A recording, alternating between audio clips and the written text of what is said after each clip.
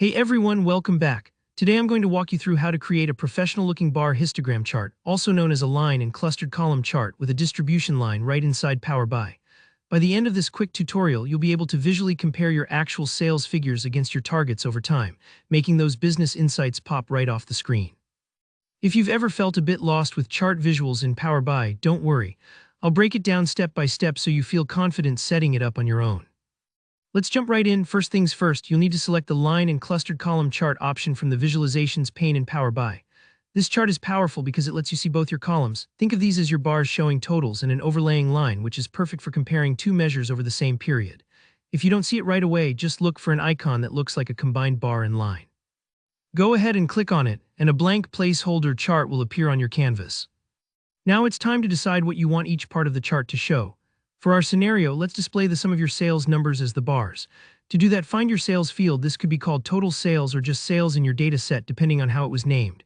Drag this sales field into the column values or y-axis columns section of the chart's fields pane. Think of it like you're building the strong pillars of your chart.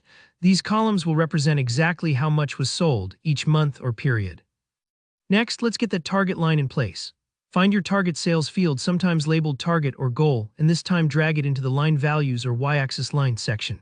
The key reason for using the line is that it instantly helps you see whether your sales hit, missed, or beat your targets across the time frame. The line acts as a reference point, almost like a finish line in a race, while your sales bars show how close you've come or how far you've gone past it. Now your chart needs a time axis to plot the values across months. So locate the month field in your data, and this is where it's important to be careful. People often accidentally use a calculated field like sum of month or month count, but that will just give you a single dot instead of a full timeline. What you want is the actual month or date field, not a summarized number. Once you find it, just drag it over into the x-axis box. Power BI will now lay out all your bars and lines across the months, showing you exactly how your sales and targets stack up through the year. If at this point you just see a single rectangle and a single dot, don't worry. Double check that you've pulled the correct month field. Make sure it's not a sum or count, but the actual list of months or dates. This is a common stumbling block, and it's as easy to fix as dragging the right field into place.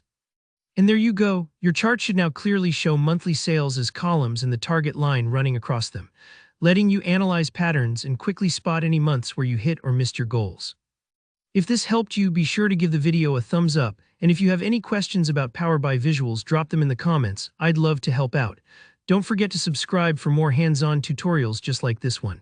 Thanks for watching and happy charting.